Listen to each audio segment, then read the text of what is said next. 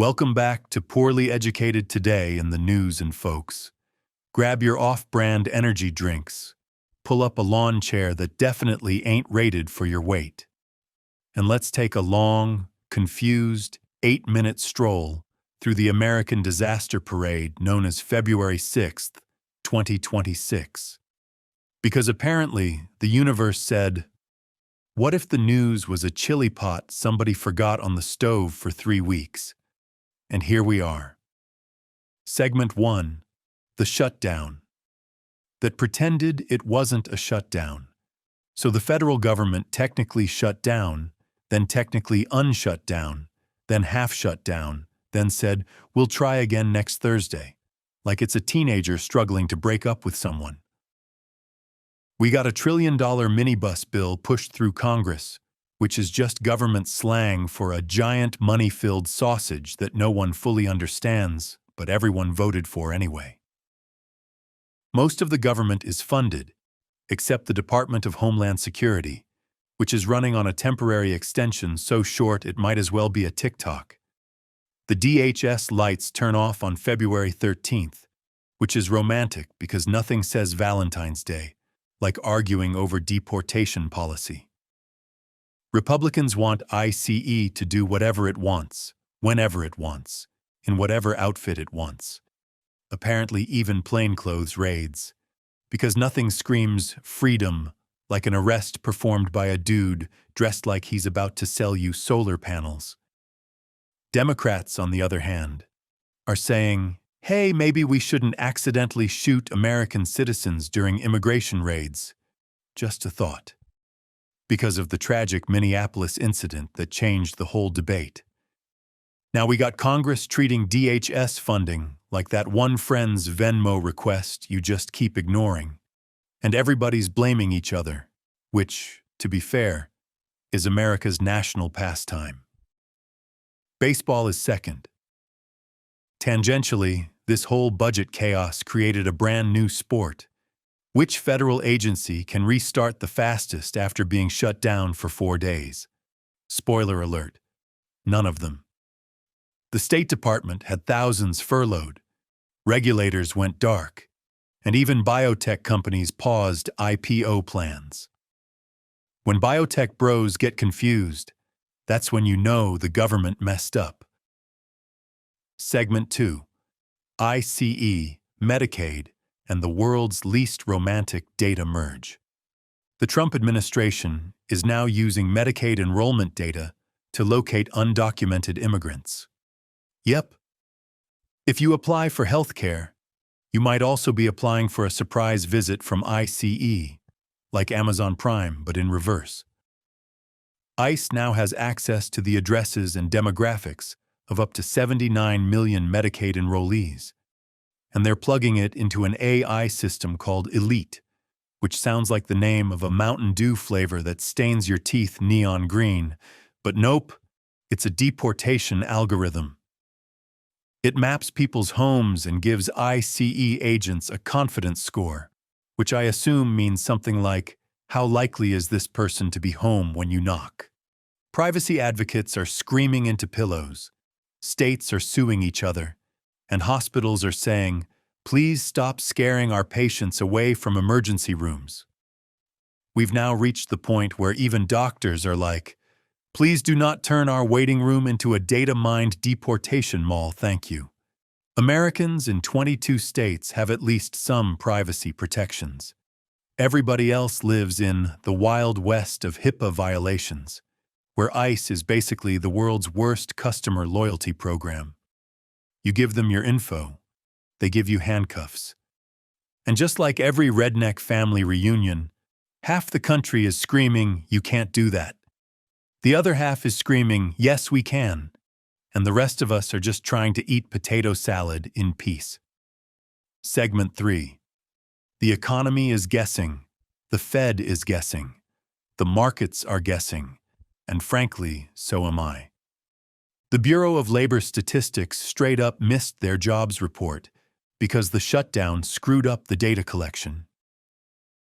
Y'all, the jobs report is like the weather forecast for money.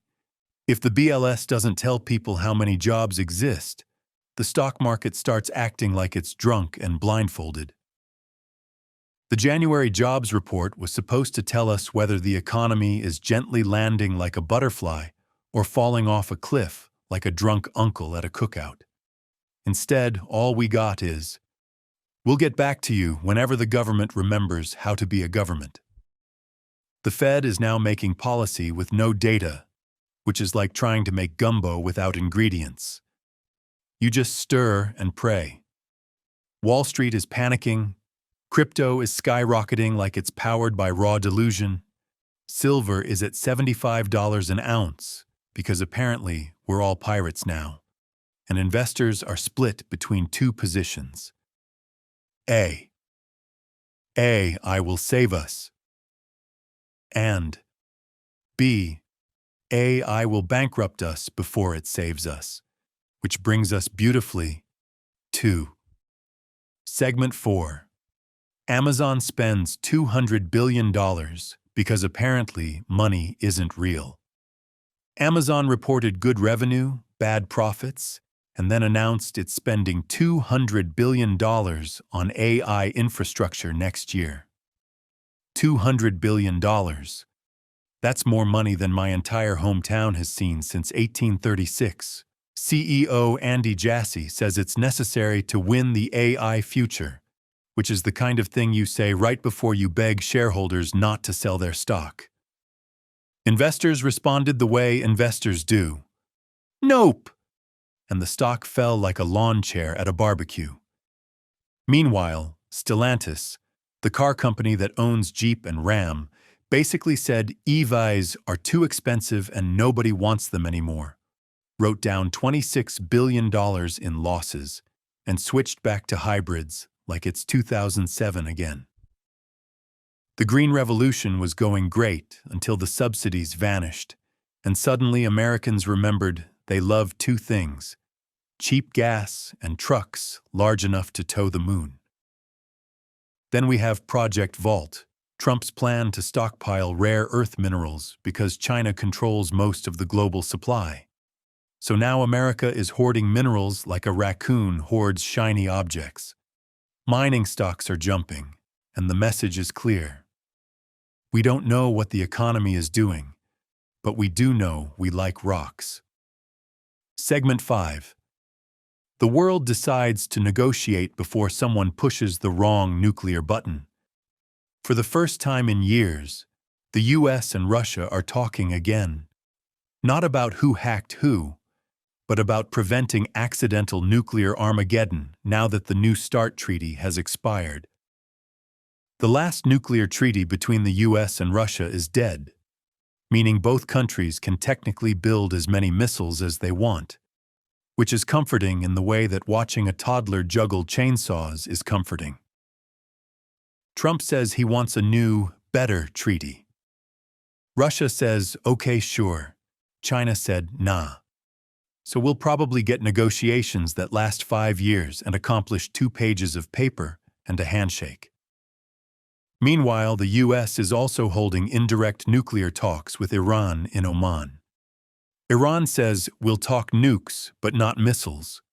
The US says, talk missiles. And Oman says, please just behave. My hotel lobby is not built for this level of tension. Diplomacy is back, baby. And it's looking as confused as ever. Segment 6. Olympics, cops, crashes, criminal rings, and 2 giant storms. The Milan Cortina Winter Olympics opened today with Mariah Carey and Andrea Bocelli singing while Vice President J.D. Vance waves at the crowd like he's trying to flag down a waiter.